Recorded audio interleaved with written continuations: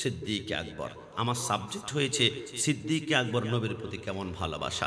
আমি অনেক ভাবলাম কিরে বাবা, বা উনি সিদ্দিক আকবর কোনো এমপি ছিলেন না, তিনি কোনো মন্ত্রী ছিলেন না, তিনি কোটিপতিও ছিলেন না, তিনি শিল্পপতি ছিলেন না। সিদ্দিক আকবর চলে গিয়েছিলেন 1400 বছর আগে। আর আমাদের এলাকার এমপি মরে গেলে 10 বছর পরে মানুষ আর মনে করতে চায় না, মন্ত্রী মরে গেলে আর মনে করতে চায় না। কিন্তু সিদ্দিক আকবর তো কোনো মন্ত্রী, এমপি, মিনিস্টার ছিলেন না, এখনো পর্যন্ত স্মরণ করা হচ্ছে। আজকে আমরা কর্ণফুলীতে লক্ষ টাকা খরচ করে ওনাকেই কেন স্মরণ করব? সিদ্দিক আকবর কি পাওয়ার, কি ক্ষমতা, কি কারণে তোমরা স্মরণ করব? সিদ্দিক আকবর বলে যারা নবীর প্রেমে মরে যায় এরা মরে না, কিয়ামত পর্যন্ত এদেরকে স্মরণ করা হয়। আমি সিদ্দিক আমার গোটা জিন্দেগি নবী নবী নবী নবী নবী নবী করে আমি কুরবান করেছি, এজন্য আমাকে স্মরণ করবে। আর শহীদ নুরুল ইসলাম ফারুকী দুনিয়ার জমিন থেকে কুরবান হয়েছেন, তিনি তো কোনো কোটিপতি ছিলেন না, ইনার থেকে আর বড় আলেম মরে গিয়েছে, কিন্তু ওনাদেরকে স্মরণ করে না। কিন্তু ফারুকী সাহেব যেদিন পর্দা গমন করেছে, ওনাকে কথায় কথায় মাহফিলে কেন স্মরণ করি? কারণ রসুলের প্রেমে যিনি কোরবান হয়ে গিয়েছে, একে কিয়ামত পর্যন্ত স্মরণ করা হবে। তুমি রিকশার ড্রাইভার নবীর প্রেমে মরে যাও, তোমার জন্য মাজার হবে, লক্ষ লক্ষ মানুষ আসবে। আমাকে একদিন প্রশ্ন করেছিল, হুজুর সুন্নিদের এত মাজার, ওহাবিদের মাজার নাই কেন? আমাকে একটু বলুন তো। আমি বললাম কথা তো সত্যি, সুন্নিদের মাজারের অভাব নাই, কিন্তু ওহাবিদের কোনো মাজারে নাই। ঘটনা কি? একটা কারণে, কারণ একটি মাজার হতে হলে প্রথম শর্ত আল্লাহর ওলি হতে হবে। আর আল্লাহর ওলি হওয়ার জন্য প্রথম শর্ত তার হৃদয়ে হুব্বে মুস্তাফা থাকতে হবে, তার হৃদয়ে আলী, ফাতেমা, হাসান, হুসাইন পাক পাঞ্জাতনের মহাব্বত থাকতে হবে। তো সুন্নিদের অন্তরে রসুলের মহাব্বতের কোনো কমতি নাই, কারবালার মহাব্বতের কোনো কমতি নাই। সুন্নি মারা গেলে চেহারা চক চক চক চক করে, এই জন্য এরা মারা গেলে মাজার হয়। আর বাতিলরা নবীকে আমার মতন বলে, মাটির মানুষ বলে, বিদআতি বলে, আমাদেরকে গালি দেয়। এই জন্য আহমদ শফি সাহেব মরে গিয়েছে, তাকে এখন আর কেউ স্মরণ করে না। কিন্তু জালালউদ্দিন আল কাদরি নৈমিষাবুজুর চলে গিয়েছে, শেরে বাংলা চলে গিয়েছে, এখনো স্মরণ করা হয়। কারণ নবীর প্রেমে যারা মরে যায় এদেরকে মানুষ জীবনে ভুলবে না। যদি বলে সুবহান, সত্যিকার অর্থে বলুন, ওই নবীকে আমরা মন থেকে ভালোবাসতে চাই কি চাই না? না দুই হাত তুলে বলুন, চাই কি না? যুবক আমার, পর্দা নিশিন মা বোন, খুব লম্বার দিকে যাব না, সংক্ষেপ করব না। খায়রুল উমুর আওসাতুহা, মধ্যম পন্থা হচ্ছে অবলম্বন করব। সিদ্দিক আকবর কেমন নবীর প্রতি ভালোবাসা ছিল, আমি কিভাবে আলোচনা করলে আপনাদের দিলটা নরম হবে আমি তো জানি না। আমি সে সিদ্দিক আকবর কথা বলছিলাম। আমার রসুল সরকার মদিনা হিজরতের রাতে মাওলা আলীকে বিছানার মধ্যে শোয়াই বলল, আমার নবী বলে, এরে আলী তুমি একটু খেয়াল করে দেখবা, আমি রসুলের গড় পাশে চারপাশে আবু জাহেল, আবুল হাব, 70 জন কাফের তলোয়ার নিয়ে দাঁড়িয়ে আছে, আজকে রাতে আমাকে মার্ডার করে ফেলবে। নবী আপনি কেন দেখেন, কিভাবে দেখেন? আমার রসুল বলে, কান্নামা আনজুরু ইলা কাফি হাযিহি, আমি রাসূলুল্লাহ গোটা পৃথিবীকে হাতের তালুর মতো দেখি। আমি ঘরের ভিতরে যেমন দেখি, ঘরের বাইরে কারা কারা আছে প্রত্যেকের 14 গোষ্ঠীর নাম পর্যন্ত আমি জানি। জোরে বলি সুবহানাল্লাহ।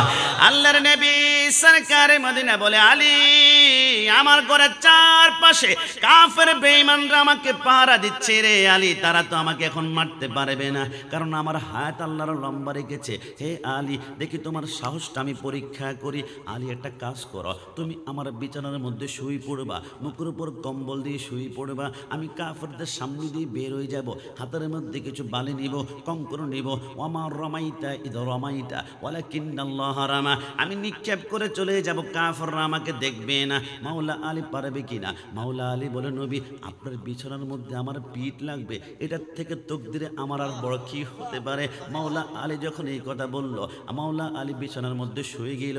আমার রসুল মাওলা আলীর হাতের মধ্যে কিছু আমানত দিয়ে বলল, এইগুলা মানুষ আমার কাছে আমানত রেখেছে, সকালবেলা ঘুম থেকে উঠে তুমি আমানতগুলা বন্টন করে দিবে। মাওলা আলী বলে, ইনশাআল্লাহ। রসুল হাতের মধ্যে সামান্য কিছু বালি নিয়ে কাফেরদের সামনে যখন নিক্ষেপ করলো, কাফেরদের সামনে দিয়ে রসুল বের হয়ে গেল।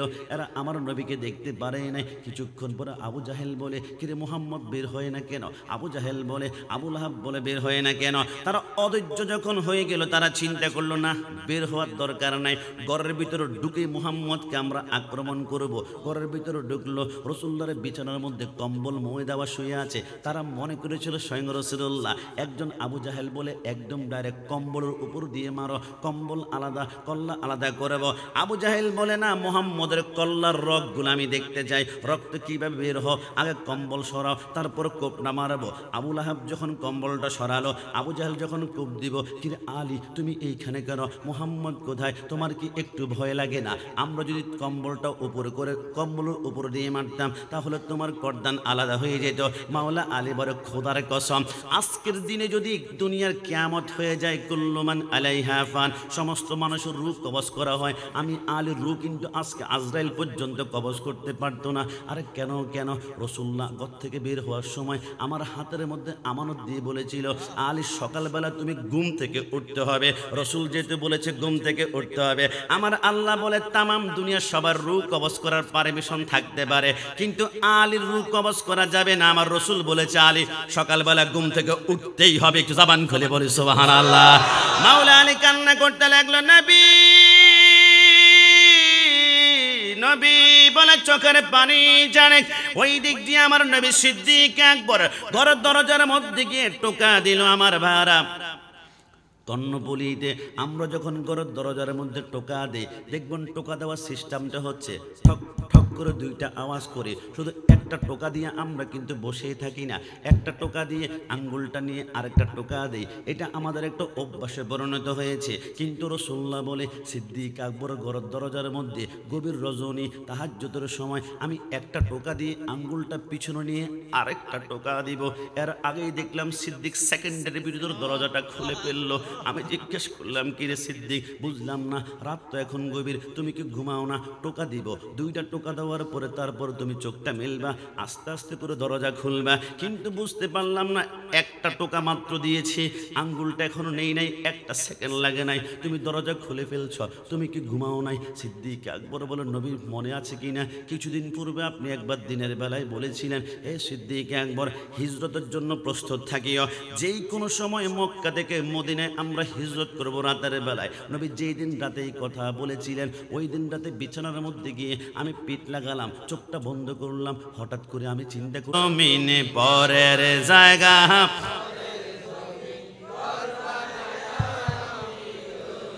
আমি তো সে ঘরের মালিক নই, আমি তো সে ঘরের মালিক, ও সে ঘরে খানাজার জমিদারি,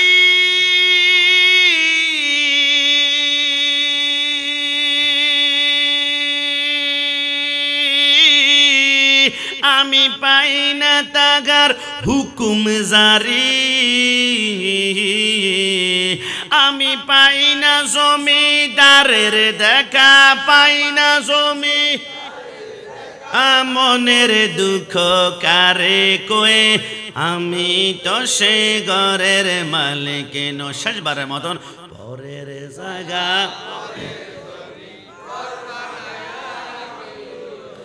আমি তো সে ঘরের মালিক নই, আমি তো সে ঘরের মালিক। আজকে থেকে একটা কথা মনে রাখবেন, আটলান্টিক মহাসাগরে বলেন, প্রশান্ত মহাসাগরে বলেন, বঙ্গোপসাগরে বলেন, ভারত মহাসাগরে বলেন, কর্ণফুলী নদী, পদ্মা, মেঘনা, যমুনা, তামাম দুনিয়ার পানিগুলা যদি জাহান্নামের মধ্যে নিক্ষেপ করা হয়, আল্লাহর কসম করে বলি, জাহান্নামের আগুনের বিন্দু মাত্র তাপ কমবে না। নারুল্লাহিল মুকাদাতুল্লাতি তাত্তালিউ আলাল আফইদা। কিন্তু নবীর প্রেমের কথা শুনে যদি এক ফোঁটা চোখের পানি চোখ থেকে বের হয়ে যায়, জাহান্নাম ঠান্ডা করে আল্লাহ জান্নাতের বাগান বানিয়ে দিবে। জোরে বলি সুবহানাল্লাহ। সিদ্দিক আকবর বলে, নবীকে নিয়ে মদিনার দিকে রওনা করলাম। এবার আমরা গারে সুরের ভিতরে ঢুকলাম। এর আমার বেড়া, আমি বুঝলাম না, গারে সুর যখন আপনি ইউটিউবে চার্জ করবেন, আপনি দেখবেন গারে সুরটা হচ্ছে পাহাড়ের উপরে। সুর মানে গর্ত, কিন্তু গর্ত তো কখনো পাহাড়ের উপরে হতে পারে না, গর্ত হচ্ছে পাহাড়ের নিচে। ওগো আল্লাহ মানে কি? আমার আল্লাহ বলে, আরে বোকা, পাহাড়ের উপরে গর্ত ছিল না। রাসূল যখন সেই পাহাড়ের উপর উঠলো, চারপাশ থেকে পাহাড়গুলো রসুলকে হেফাজত করার জন্য চারপাশ দিয়ে একটা গর্ত বানিয়ে ফেললো। জোরে বলে সুবহানাল্লাহ। সিদ্দিক আকবর টেনশন করে, নবী নবী আমার বলে, লা তাহজান ইন্নাল্লাহা মানা, টেনশন করো না, আমাদের সাথে আল্লাহ আছে। হঠাৎ করে গর্তের উপরে একটা মাকড়সা চলে আসলো। মাকাবের নবুয়তের মধ্যে লেগে মাকড়সা চিন্তা করলো, আমি মাকড়সার নবীও তো রাহমাতুল্লিল আলামিন, আমি মাকড়সার নবীকে কিভাবে ভালোবাসা দেখাতে পারি। মাকড়সা চিন্তা করলো, রসুলের গর্তের উপরে কোনো কিছু নাই, এখন যদি কাফারা ট্রস মারে রসুলকে দেখলে আক্রমণ করবে, আমি মাকড়সা কি করতে পারি। হঠাৎ করে মাকড়সা চিন্তা করলো, আমি মাকড়সার ভিতরে কিছু সুতা আছে, আমি মসজিদের কোনায়, বিল্ডিংয়ের কোনায়, ঘরের কোনার ভিতরে আমি সুন্দর করে জাল বুনি। একটা কাজ করি না, রসুল্লাহর গর্তের উপরে আমি সুন্দর করে একটা জাল বুনতে শুরু করব।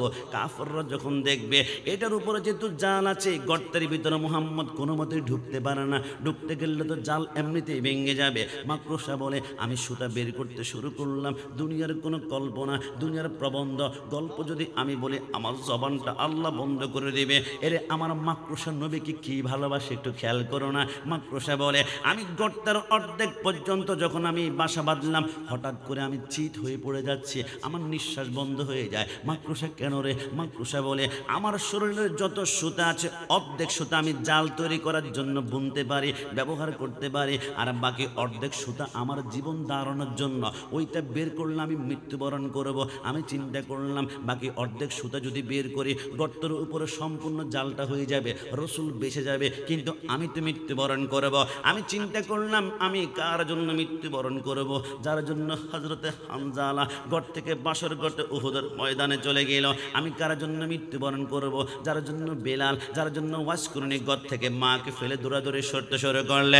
ওই মাকড়সা বলে, আল্লাহর ইজ্জতের কসম করে বলি, আমি একটা একটা করে সুতা বের করতে করতে আমি গর্তের উপর জালটা যখন মাকড়সা কমপ্লিট করলো, চিৎ করে পড়ে গিয়ে সারা সূরা একটু জবান খুলে বলে সুবহানাল্লাহ। আরে আমার যুবক বারা নবী কেমন জিনিস, গোটা কোরআনের অক্ষর অক্ষর যদি তুমি ব্যাখ্যা করে আমি দেখাতে পারবো, প্রত্যেকটা নুকটা নুকটা শুধু আমার নবী, শুধু আমার নবী। একটু কল্পনা করুন না, রাসূলুল্লাহ মসজিদে নববীতে বসা, হঠাৎ করে একটা মৌমাছি এসে বউ বউ করে উঠছিল। রসুল বলে, মৌমাছি, মৌমাছির জবান সাথে সাথে খুলে গেল, লাব্বাইকা সাদাইকা রাসূলুল্লাহ। আমার নবী বলে, মৌমাছি তোর মুখের মধু নাকি অতি মিষ্টি, কেমনে রে বানাস? মৌমাছির চোখের পানিগুলা ছেড়ে দেয়। নবী গোলাপ ফুল গাছে যায়, গাঁদা ফুলে যায়, রজনীগন্ধা যায়, জবাতে যায়, অসংখ্য ফুল থেকে রসগুলা সংগ্রহ করে যখন একটা জায়গা করে আমাদের আঙ্গুল দিয়ে টাচ করে দেখি, বারিক ওয়াসাল্লাম, আমি যখন একবার দূর সরে পড়ে ওই টকজাল মিষ্টির মধ্যে জিব্বাটা, হাবিব পাগলের রাখছো কেন দূরে? পাগল ছিল হযরত বেলাল, পাইল গো তোমারে। পাগল ছিল হযরত বেলাল, পাইল গো তোমারে। ওই বেলালের মতন পাগল বানাও আমারে, ও প্রিয় হাবিব পাগল রাখছো কেন শেষবার মতন, ও প্রিয় পাগলের রাখছো কেন দূরে? পাগল ছিল ওয়াসকরণে জুবা দিলা তারে। পাগল ছিল ওয়াসকরণে জুবা দিলা তারে। আমি পাগলা চাই না কিছু, চাই শুধু তোমার। ডান হাত তুলে বলো ঠিক কিনা?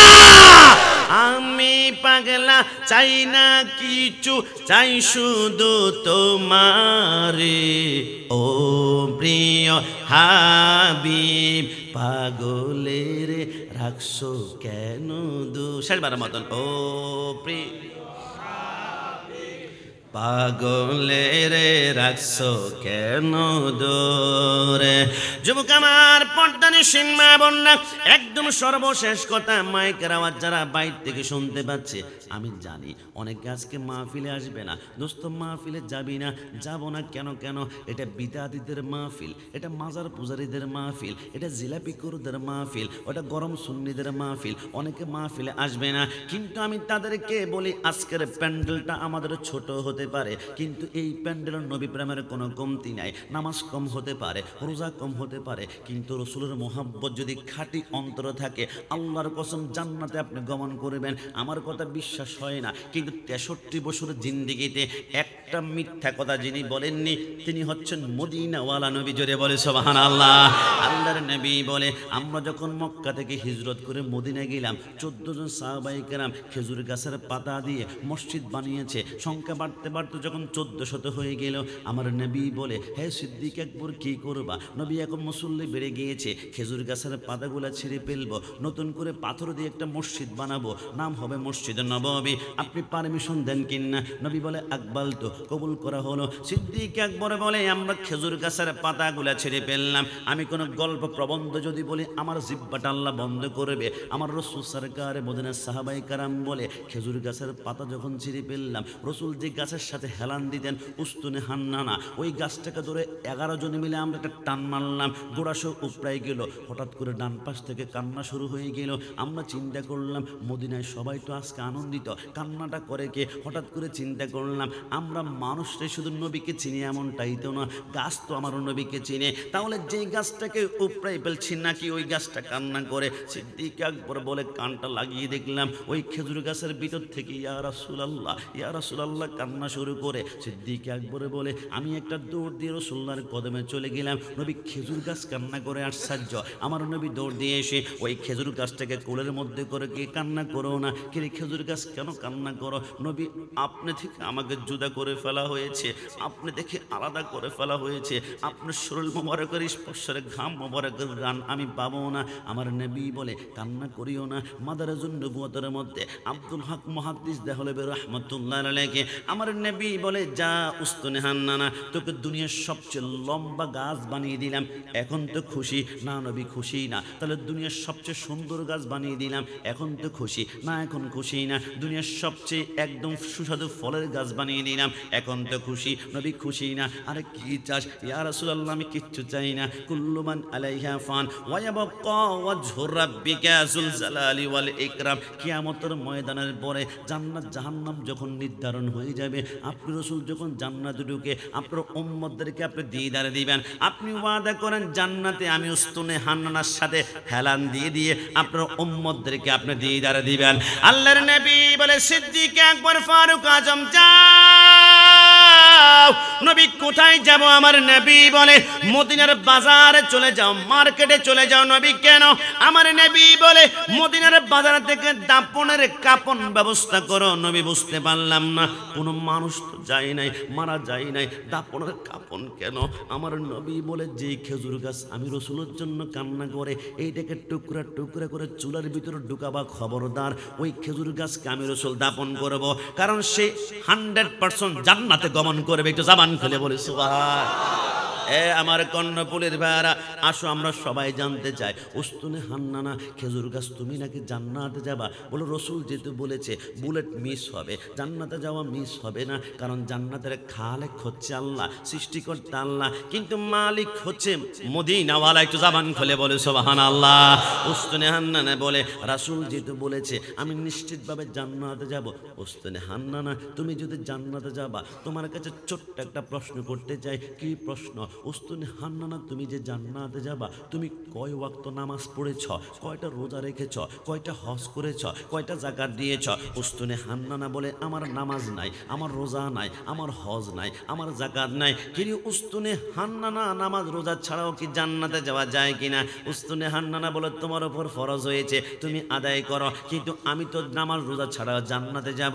উস্তুনে হান্নানা কিসেরে বলে? উস্তুনে হান্নানা কেঁদে বলে, কসম করে বলি, আমার নামাজ না থাকতে পারে, রোজা না থাকতে পারে, হজ না থাকতে পারে, একটা একটি কারণে আমি জান্নাতে যাব, আমার কলবে মদিনাওয়ালার মোহাব্বত রয়েছে। জোরে বলে সুবহান।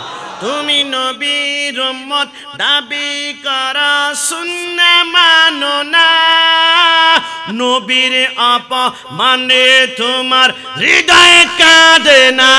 ডান হাত তুলে বলো ঠিক কিনা। তুমি নবীর উম্মত দাবি করো সুন্নাহ মানো না, নবীর অপমানে তোমার হৃদয় কাঁদে না। তুমি বিজাতীয় সংস্কৃতিতে খ্রিস্টানদের টাকার কাছে বেচেছ ঈমান। তুমি কেমন মুসলমান, তুমি কেমন মুসলমান, বলুন না তুমি কেমন তুমি কেমন, তুমি কেমন মুসলমান, তুমি কেমন মুসলমান, কেমন মুসলমান তুমি যেখানে লা ইলাহা ইল্লাল্লাহ মানে হচ্ছে নারায়ে তাকবীর আল্লাহু আকবার, মুহাম্মদ রাসূলুল্লাহ মানে হচ্ছে নারায়ে রিসালাত ইয়া রাসূলুল্লাহ, যেখানে কালিমার